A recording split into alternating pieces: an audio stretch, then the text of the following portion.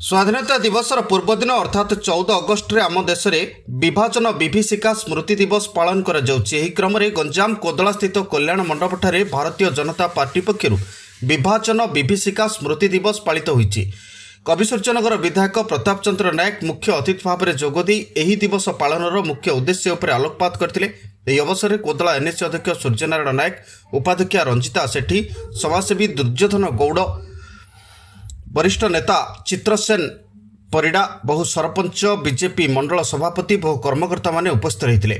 1947 मसीह देश विभाजन बेले लक्ष लक्ष देशवासी दुख और जंत्रणा को स्मरण करने प्रधानमंत्री नरेंद्र मोदी घोषणा अनुसार 2021 मसीह प्रतिवर्ष अगस्ट 14 तारिख में यह दिवस पालन कर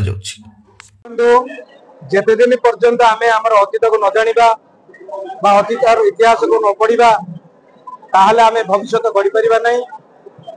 जो इंग्रेज माने एवं कांग्रेस पार्टी आमको अंधकार भीतर रखिथिले, आमको मिछ इतिहास पढ़ेथिले, से मिछ इतिहास को आज भारतर नागरिक मानको सचेतन करबा उद्देश्य विभाजनर विभीषिका कार्यक्रम कविश्वर निर्वाचन मंडली तरफ कोदलठारे अनुष्ठित कराइथिला। आज देश स्वाधीनता हबार 79तम स्वाधीनता दिवस आमे पालन करने आसंता काली जीवो। ता पूर्व आमे प्रत्येक नागरिक को भारत वर्षर प्रत्येक कोण अनुग्रह नागरिक मान को सचेतन करवा, जो इतिहास आमको मिछ कहूँ, जो इतिहास को आमे लोक आगे रखा चाहूँ।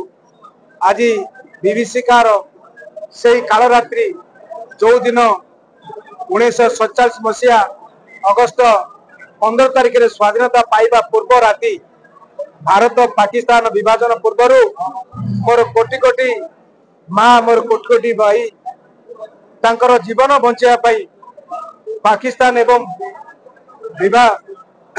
अविभक्त पूर्व पाकिस्तान जहाँ कि आज बांग्लादेश होइछि सेठू जेतेले विस्थापित करथिले सेही समय जो नृशंस कहानी आज निश्चित भाव आम समस्त जानवा आवश्यक अच्छी।